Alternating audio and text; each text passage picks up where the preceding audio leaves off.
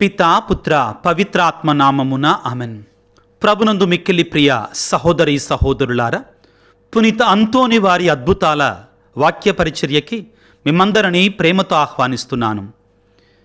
సామెతల గ్రంథము 18వ అధ్యాయము 20వ వచనం నుండి 21వ వచనం వరకు. నాలుకను బట్టియే నరుని జీవితం ఉండును, జిహ్వను బట్టియే అతని జీవితము విధానము ఉండును. జీవమును మరణమును కూడా నాలుక ఆధీనములో ఉన్నవి. నరుడు దానిని ఎట్లు వాడుకొనునో అట్టి ఫలితమునే పొందుకొనును. క్రీస్తునందు మిక్కిలి ప్రియులకు సహోదరి సహోదరులారా,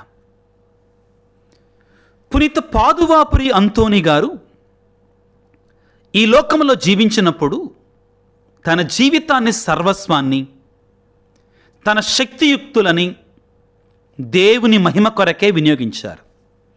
కాబట్టి వాళ్ళు ఎక్కువ సంవత్సరాలు జీవించలేదండి. 50 సంవత్సరాలు, 60 సంవత్సరాలు, 100 సంవత్సరాలు కూడా జీవించలే. చాలా తక్కువ సంవత్సరాలు జీవించారండి వారు. 36 సంవత్సరాలు మాత్రమే జీవించారు. 1195వ సంవత్సరంలో జన్మించినటువంటి ఆయన 1231వ సంవత్సరంలో వారు స్వర్గస్థులైనారు.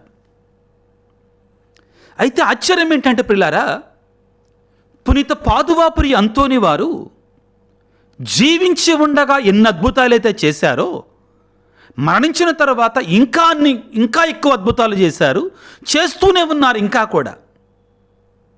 దేవుని యొక్క కృప, దేవుని యొక్క దీవెన, దేవుని యొక్క ఆశీర్వాదాలు ఆ పునీతుల నుండి ఇంకా ఎంతోమంది వారి యొక్క మధ్యస్థ ప్రార్థన ద్వారా ఎంతోమంది పొందుకుంటూనే ఉన్నారు. దానిలో ఈ రోజున అక్షయమైనటువంటి అంతోని వారి నాలుక, ఆ మహిమను గురించి తెలుసుకోవటానికి ప్రయత్నం చేద్దాం. అక్షయమైనటువంటి అంటే పాడుగానటువంటి అంతోని వారి యొక్క నాలుక ఏమిటి అంటే, అంతోని వారు 36 సంవత్సరాల పాటు ఈ లోకంలో జీవించి దేవుని యొక్క సువార్తను బోధించి ప్రేమను పంచి 1231వ సంవత్సరంలో వారు పరమపదించారు, స్వర్గస్థులయ్యారు. మరణించిన తర్వాత సుమారుగా 30 సంవత్సరాల తర్వాత 1263వ సంవత్సరంలో వారి శరీరాన్ని సమాధి నుండి తీసి ఆ యొక్క అస్థికలు ఉంటాయి కదండి, రెలిక్స్, హోలీ రెలిక్స్ అంటారు. ఆ యొక్క పవిత్రమైనటువంటి ఆ యొక్క హోలీ రెలిక్స్ని తీసి ఆ యొక్క బసిలికా దేవాలయంలో, అంతోని వారి కొరకే అప్పటికే పెద్ద దేవాలయం నిర్మించబడింది అంతోని వారి పేరిట.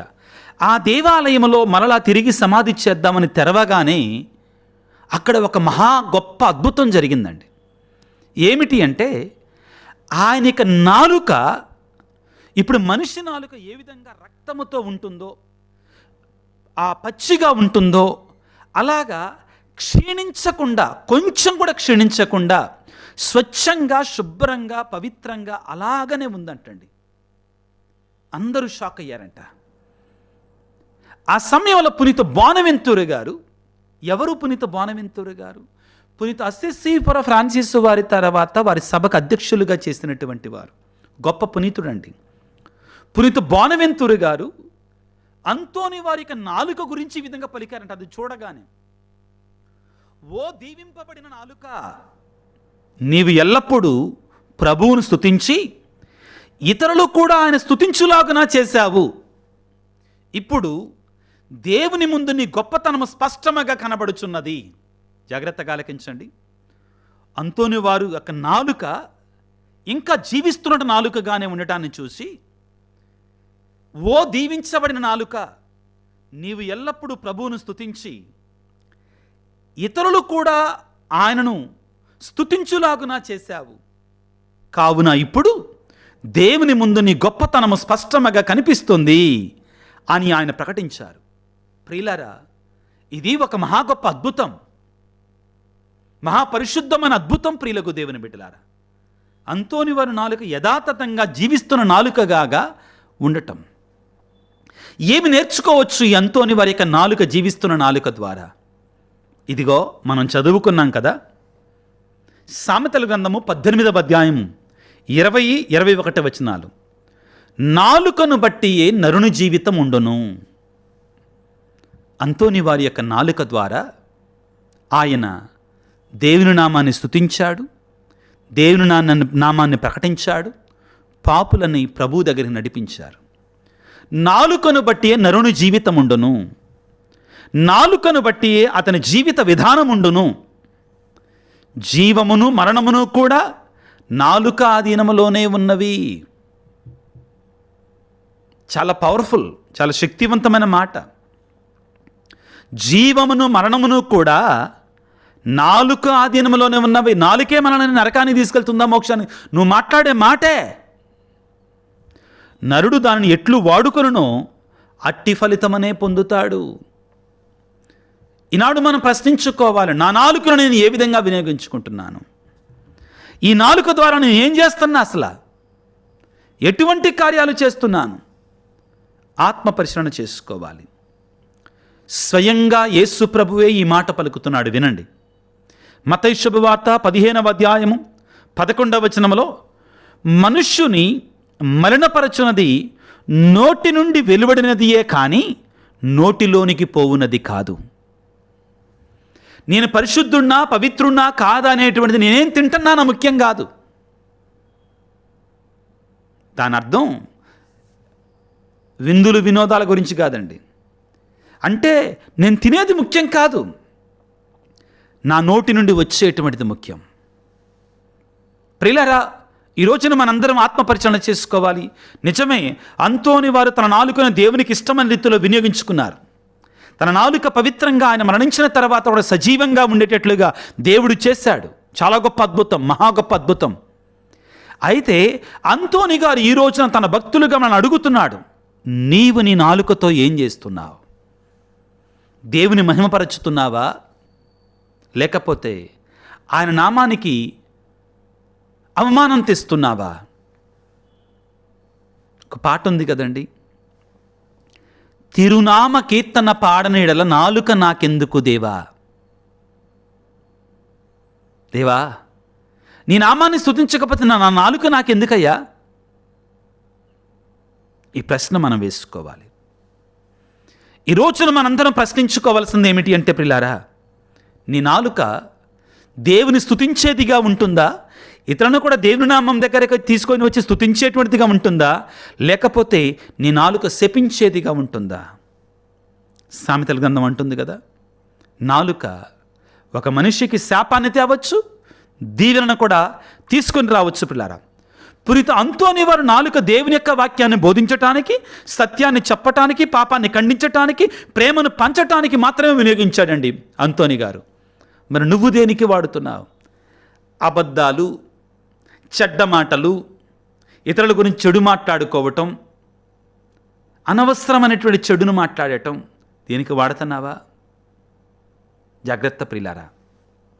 రోత మాటలు, పాపపు మాటలు పలకటానికి వినియోగించుకుంటున్నావా? అంతోని వారు తన నాలుకని దేవుని యొక్క వాక్యాన్ని బోధించడానికి, సత్యాన్ని చెప్పటానికి, పాపాన్ని ఖండించటానికి, ప్రేమను వ్యాప్తి చేయటానికి. కాబట్టే ఆయన నాలుక అక్షయమైనటువంటిదిగా నిలిచిపోయింది. క్షయం అంటే మరణకరమైనటువంటిది, అక్షయం అంటే శాశ్వతమైనట్టుగా. అది ఇప్పటికి కూడా ఈ యొక్క మీరు వెళ్తే, నేను వెళ్ళానండి 2 సార్లు వెళ్ళాను. పాదువా గ్రామానికి వెళితే అక్కడ ఇప్పటికి కూడా అంతోని వారి యొక్క అది భద్రపరచబడి ఉంది. పిల్లారా, మన నాలుకను మనం ఏ విధంగా వాడుతున్నాం? రెండవది పిల్లారా, పవిత్రాత్మచే నింపబడినటువంటి అంతోని వారు తన నాలుకని గొప్ప ప్రసంగికుడిగా వాడాడు. అంతోని వారికి ఉన్న బిరుదు ఏమిటి తెలుసా? Hammer on the heretics. Anthony వారికి నోటికున్న బిరుదండి హ్యామర్ ఆన్ ద హెరెటిక్స్. అంటే మతప్రస్తుల పైన సుత్తి లాంటి వాడు అంటండి. మతప్రస్తులు ఉంటారు కదా, మతాన్ని వ్యతిరేకించేవాళ్ళు, దేవుని నానా మాటలు అనేటువంటి ఉంటారుగా, వాళ్ళకంటండి దేవుని అంతోని వారి నాలుకంటండి ఒక సుత్తి లాంటిది అంటండి.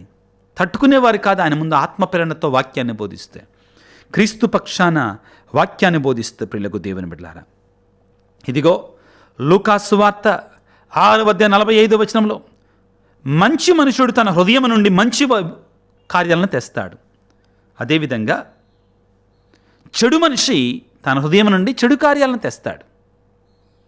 హృదయాంతరంగం ఏ విధంగా ఉంటే ఆ విధంగా నోరు కూడా ఉంటుంది.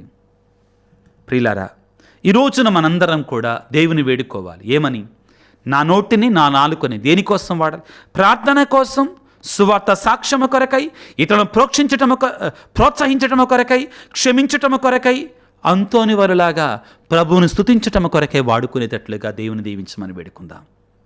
అవును ప్రియులారా, ఈ ఆధునిక ప్రపంచంలో ఈ మీడియా వరవడిలో పడిపోయిన మనందరం కూడా ప్రియులారా, ఈ నోటిని కొన్నిసార్లు చాలా రోతగా వాడుతున్నామండి. మనం మాట్లాడే ప్రతి మాటకి కూడా మనం జవాబు చెప్పాల్సి ఉంటుంది. నేటి యుగంలో ప్రియులారా, శబ్దాలు, సోషల్ మీడియా, వివాదాలు ఎక్కువైనప్పుడు, ఇది ముఖ్యంగా తగాదాలు. ఒక్కసారి మనిషి కోల్పోతే, నిగ్రహాన్ని కోల్పోతే నోటితోటి ఏం మాట్లాడుతున్నాడో తెలియదు. తగాదాలు, చెడ్డ మాటలు, బూతులు సులకసూత్రంగా నోటి నుంచి వెలువడయి ఆ సుప్రభాతాలే మామూలుగా ఉండవు. వీడు పొద్దున్న లేతే ఈ సుప్రభాతాలే, వినసొంపైనటువంటి మాటలు, సైతాను మాటలు, చెడ్డ మాటలు. మామూలు సంభాషణలో కూడా ఆ తాలింపులు ఉండాల్సిందే. కొంతమందికి మామూలుగా మాట్లాడుతున్నా కానీ ఆ తాలింపు పడాల్సిందే. చెడ్డ మాటలు కంట్రోల్లో పెట్టుకో నాలుక. ఏముంది, ఊరికే కానీ నే ఉద్దేశం లేదు, అయినా కానీ నోట్లో నుంచి వచ్చిన ప్రతిదానికి కూడా మనం సమాధానం చెప్పుకోవాల్సిందే. ప్రియులకు దేవుని బిడ్డలారా, ఎఫెసీ పత్రిక 4వ అధ్యాయం 29వ వచనంలో, ఎఫెసీ పత్రిక 4వ అధ్యాయం 29వ వచనంలో ఈ విధంగా అంటున్నారు పౌలు గారు, సంభాషణలలో దుర్భాషలు రానియ్యక అది వినువారికి మేలు కలిగినట్లుగా చూడాలి. మాటల్లో దుర్భాషలు రానివ్వమాకండి. సందర్భమును బట్టి వినువారికి దైవానుగ్రహమును ప్రసాదించగల అనుకూల వచనమునే పలకాలి. నువ్వు మాట్లాడుతుంటే ఇతరులకు దీవెన రావాలి, ఇతరులకు ఆశీర్వాదం కావాలి, దైవ అనుగ్రహం రావాలి, దేవుని దీవెనలు రావాలి. ఈ నాలుక మామూలుది కాదండి, చాలా డేంజర్. కావాలంటే మీరందరూ కూడా యాకోబు రాసిన పత్రిక 3వ అధ్యాయం దయచేసి చదవండి. నాలుక ఎంత డేంజరో తెలుసుద్దండి. ఒక్కసారి చదవండి, 12వ వచనం దాకా చదవండి. నాలుక ఎంత డేంజరస్ మనకు తెలుసుద్దండి, చెప్తుందండి. ఎంత భయంకరమైనటువంటి నాలుక మనకి. నాలుక అంటాడండి, ఈ నాలుకని మనం కళ్ళెం వేయాలంటండి. కొంతమంది నేను వింటానండి, కొన్నిసార్లు నేను నిజంగానే ఒప్పుకుంటున్నానండి మీ దగ్గర, పొరపాటున ఏదన్నా మాట అన్న తర్వాత చాలా బాధ. కొన్నిసార్లు నిజాయితీగా ఒప్పుకుంటున్నానండి, ఒక మాట, ఒక వాగ్దానం చేసిన తర్వాత గుంజుకోవాల్సి వస్తుందండి. బాధ, వేదన, ఎంతో మనోవేదనకు గురి అవుతుంటానండి. ఆ సమయంలో ఆ బాధలో ఒక మాట అన్న తర్వాత ఎంతో వేదన. ప్రియులారా, నాలుక గురించి కొన్ని మాటలు మీకు చదివి వినిపిస్తాను. యాకోబు పత్రిక 3వ అధ్యాయం 5వ వచనం నుంచి. మన నాలుక విషయము కూడా అంతే, అది ఒక చిన్న అవయవమే, అయినను తనను తాను పొగుడుకొనుటలో ఒక దిట్ట. ఇప్పుడు వినండి, అది ఒక చిన్న నిప్పురవ్వ ఎంత విస్తారమైన అడవిని తగలబెట్టుతుందో నాలుక నిప్పు వంటిది. అది ఒక దోష ప్రపంచం నాలుక. జాగ్రత్త బిడ్డలారా, నాలుకతో జాగ్రత్తగా ఉండండి. నాలుకను లోబరచుకొనని మానవుడు ఎవడునూ లేడండి. ఎవడు కూడా నాలుకను లోబరచుకోడు. జాగ్రత్త ఉండాలి. అది ఒక విశ్రమింపనటి చెడుగు, ఘోర విషపూరితం అండి అది. నా మాటలు కాదు, బైబిల్ చెప్తున్నాయి. ప్రియులారా, ఆశీర్వచనములు, శాపవచనములు ఒకే నోటి నుండి రావచ్చా? ఒకే నాలుక ద్వారా రావచ్చా? సోదరులారా, ఇట్లు జరగరాదు.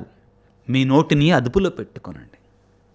అంతోని గారి యొక్క నాలుక ఆయన మరణించిన తర్వాత కూడా అక్షయముగా మిగిలిపోయింది, సజీవంగా మిగిలిపోయింది.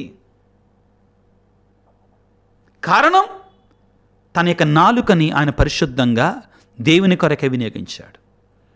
దీని గురించే ప్రియులారా పౌలు గారు అంటారు, మీ దేహము దేవుని యొక్క ఆలయము, దానిని పవిత్రంగా చూసుకోవాలి, పరిశుద్ధంగా చూసుకోవాలి కదా. ఎవడైనాను దీనిని ధ్వంసం చేస్తే అట్టి వానిని నా తండ్రి ధ్వంసం చేస్తాడు. జాగ్రత్తగా వినియోగించుకోనని అంటున్నాడు. ప్రియులకు దేవుని బిడ్డలారా, మనం ఏమి తిన్నా ఏమి తాగినా దాన్ని దేవుని మహిమ కొరకే చెయ్యాలి. కొరింథీయులకు రాసినటువంటి మొదటి లేఖ 10వ అధ్యాయం 31వ వచనంలో, నువ్వు ఎలాగ జీవిస్తున్నావు, నీ నాలుకను ఎలాగ వినియోగించుకుంటున్నావు, ఆత్మ పరిశీలన చేసుకో. ఈ శరీరాన్ని ఏ విధంగా వాడుకుంటున్నావు? అంతోని వారు తన నాలుకతో దేవుని యొక్క వాక్యాన్ని బోధించాడు, దీవెనలు ఇచ్చాడు, దేవుని నామాన్ని స్తుతించాడు. కాబట్టి అది అక్షయముగా మిగిలిపోయింది, పాడుగాకుండా సజీవంగా లాగానే ఉండిపోయింది. కొరింథీ పత్రిక 3వ అధ్యాయము 16వ వచనంలో, మీరు దేవుని ఆలయము, దేవుని ఆత్మకు మీరు నివాసము. ఎవడైనాను దేవుని యొక్క ఆలయమును ధ్వంసము చేసినచో దేవుడు వారిని ధ్వంసము చేయును. ఎలయన దేవుని ఆలయము పవిత్రమనేది, మీరే ఆయన ఆలయము.